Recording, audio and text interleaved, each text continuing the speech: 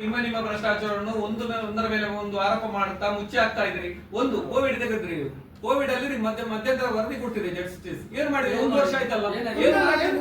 ನೋಡಿ,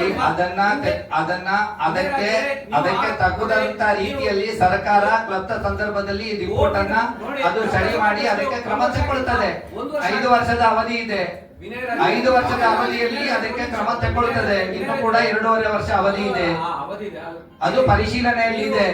ವರದಿ ಬಂದಿದೆ. ವರದಿಯನ್ನ ಅದರ ಪ್ರಾಸ್ ಅಂಡ್ ಕಾನ್ಸ್ ಏನಿದೆ ಸರ್ಕಾರದಿಂದ ಅದಕ್ಕೆ ಲೀಗಲ್ ಒಪಿನಿಯನ್ ಅನ್ನ ತಗೊಂಡು ಏನು ಕ್ರಮ ವಹಿಸಬೇಕು ಅಂತ ತಗೊಳ್ಳಿಕ್ಕೆ ಸಮಯಾವಕಾಶ ಬೇಕಾಗ್ತದೆ. ನಮ್ಮ ಕ್ವಶನ್ಗೆ ಆನ್ಸರ್ ಬೇಕು. ಈಗ ಭರತ್ ಆರೋಪ ಮಾಡಿದಾಗ ನೀವು ಅದನ್ನು ಕೋವಿಡ್ ತೆಗೆದು ಆಯ್ತು. ಇನ್ನೊಂದು ಆರೋಪ ಮಾಡುವಾಗ ನಮ್ಮ ಸ್ಪೀಕರ್ ಮತ್ತೊಬ್ಬರು ಹೆಸರು ತೆಗೆದು ಇದೇ ಆಯ್ತು.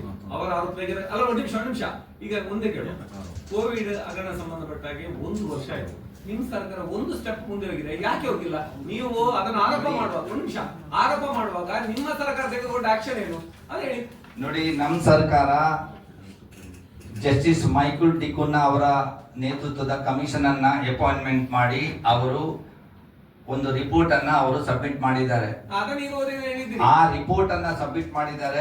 FIR ದಾಖಲಾಗಿದೆ, ತನಿಖಾ ಹಂತದಲ್ಲಿದೆ. ತನಿಖಾ ಹಂತದಿಂದ ಅದು ಫೈನಲ್ ಹಂತಕ್ಕೆ ಬರುವಾಗ ಯಾವ ರೀತಿಯ ಕ್ರಮ ವಹಿಸಬೇಕು ಅಂತ ಅದಕ್ಕೆ ನ್ಯಾಯಾಲಯ ಹೇಳ್ತದೆ, ಅದನ್ನ ಮಾಡ್ತದೆ. ಎಷ್ಟು 1 ವರ್ಷದಲ್ಲಿ ಏನಾಯ್ತು? 1 ವರ್ಷ ಆಯ್ತು. 1 ವರ್ಷ ಆಯ್ತು. ನೋಡಿ, ಆಗಸ್ಟ್ 31ಕ್ಕೆ ಸಬ್ಮಿಟ್ ಅಲ್ಲ, 24ರಲ್ಲಿ ಅದು ಆರ್ಡರ್ ಆಗಿರುವಂತದ್ದು. ಆಗಸ್ಟ್ 31ಕ್ಕೆ ಸಬ್ಮಿಟ್ ಆಗಿದೆ. ಡೇಟ್ ಎಷ್ಟು ಇವತ್ತು? ಅದೇ ಆಗಸ್ಟ್. ಇವತ್ತು ಆಗಸ್ಟ್, ಸೆಪ್ಟೆಂಬರ್, ಅಕ್ಟೋಬರ್, ನವೆಂಬರ್ 3 ತಿಂಗಳಲ್ಲಿ ಅಲ್ಲ. Last year August 24 SIT probe ordered. SIT report ನನ್ನಲ್ಲಿ ಎಲ್ಲ ಡಾಕ್ಯುಮೆಂಟ್ ಇಟ್ಕೊಂಡೇ ಬಂದಿದ್ದೇನೆ. SIT report ordered in the year 2024. ಈಗ ರಿಪೋರ್ಟ್ ಅನ್ನು ಅವರು ಸಬ್ಮಿಟ್ ಮಾಡಿದ್ದಾರೆ. ಆ ಸಬ್ಮಿಟ್ ಲೀಗಲ್ ಡಿಪಾರ್ಟ್ಮೆಂಟ್ ಗೆ ಹೋಗಿದೆ. ಲೀಗಲ್ ಡಿಪಾರ್ಟ್ಮೆಂಟ್ ಅದನ್ನ ಸ್ಟಡಿ ಮಾಡಿ ಯಾವ ರೀತಿಯ ಕ್ರಮವನ್ನ ವಹಿಸಲಿಕ್ಕೆ ಆಗ್ತದೆ ಅಂತ ಹೇಳುವಂತ ರಿಪೋರ್ಟ್ ಸರ್ಕಾರಕ್ಕೆ ಯಾವಾಗ ಕೊಡ್ತದೆ, ಅದರ ಮೇಲೆ ಸರ್ಕಾರ ಯಾವತ್ತೂ ಕೂಡ ಆಕ್ಷನ್. ಯಾವುದೇ ಒಂದು ದಾಖಲೆಗಳಾಗ್ಲಿ ಯಾವುದೇ ಒಂದು ವಿಚಾರ ಇಲ್ಲದಂತ ಸಂದರ್ಭದಲ್ಲಿ ಯಾರೇ ಒಂದು ವಿಚಾರವನ್ನ ಹೇಳಿದ್ರು ಕೂಡ ಅದು ಸುಳ್ಳು.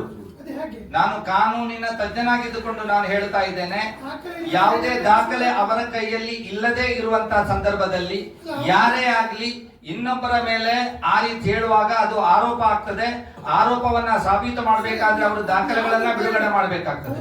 ದಾಖಲೆ ಇಲ್ಲದೆ ಹೇಳಿದ ಆರೋಪ ಯಾವುದು ಅಂತ ಹೇಳಿ ಅವರ ಸ್ಪೀಟ್ ಮಾಡಿ ಆರೋಪ ಮಾಡಿದ ಬಗ್ಗೆ ಈಗ ಕೇಳ್ತಿದ್ದೀವಿ. ಹೌದು, ಅವರು ದಾಖಲೆ ಇಲ್ಲದೆ ಮಾಡಿದ ಆರೋಪ ಯಾವುದು ಸುಳ್ಳು ಅಂತ ಹೇಳಿ. ದಾಖಲೆ ಇದ್ದು ಮಾಡಿದ ಆರೋಪ ಯಾವುದು ಅಂತ ಅವ್ರು ಹೇಳಿಯಲ್ಲ. ಮತ್ತೆ ನಾನು ಹೇಳ್ತೇನೆ, 1 ನಿಮಿಷ. ಆರೋಪ ಇದ್ದು ಮಾಡಿದ ದಾಖಲೆ ಯಾವುದು ಅಂತ ಅವರು ಬಿಡುಗಡೆ ಮಾಡ್ಲಿ. ನಾವು ಬರ್ತೇವೆ ಚರ್ಚೆಗೆ, ಸಾರ್ವಜನಿಕ ಚರ್ಚೆಗೆ ನಾವು ರೆಡಿಯಾಗಿದ್ದೇವೆ. ಅವರು ದಾಖಲೆಯನ್ನ ಇಟ್ಟುಕೊಂಡು ಮಾತಾಡಬೇಕು. ದಾಖಲೆ ಸಹಿತವಾಗಿ ಮಾತಾಡಿದಂತ ಆರೋಪ ಯಾವುದು ಅವರದು? ಈಗ ಅವರು ಅದೇ ಇಲ್ಲದೆ ನೀವು ಝೀರೋದಿಂದ ಗಾಳಿಯಲ್ಲಿ ನಮ್ಗೆ ಎಲ್ಲವನ್ನು ಕೂಡ ಹಿಡಿಲಿಕ್ಕೆ ಆಗುದಿಲ್ಲ. ಅವರು ಪ್ರೆಸ್ ಮೀಟ್ ಅಲ್ಲಿ ಮಾಡಿದ ಆರೋಪ, ನೇರ ಆರೋಪ ಏನಂತ ಹೇಳಿದ್ರೆ, ಸವಲತ್ತು ನಾವು ಕೇಳಲಿಲ್ಲ, ಅವರು ಕೊಡ್ಲಿ. ಆದ್ರೆ ಅದಕ್ಕೆ ಈ RTI ಅಲ್ಲಿ ಹಾಕಿದಾಗ ಮಾಹಿತಿ ಕೊಡ್ಲಿಲ್ಲ. ಶಾಸಕರ ಕಚೇರಿ ಕೂಡ RTI ವ್ಯಾಪ್ತಿಗೆ ಬರಬೇಕು ಅಂತ ಹೇಳಿದ್ರು. ಇದು ಸ್ಪೀಕರ್ ಕಚೇರಿ. ಈಗ ನೀವು ಹೇಳ್ತಾ ಇದ್ದೀರಿ ದಾಖಲೆ ಕೊಡಬೇಕು. ದಾಖಲೆ ಕೊಡ್ಬೇಕಿದ್ರೆ ಹೇಗೆ ಕೊಡಬೇಕು? ನಾನು ಅದಕ್ಕೆ ಹೇಳಿದೆ, ಅವರಿಗೆ ತಿಳುವಳಿಕೆ ಕಡಿಮೆ ಇದೆ. ತಿಳುವಳಿಕೆ ನಾನು ಹೇಳ್ತೇನೆ.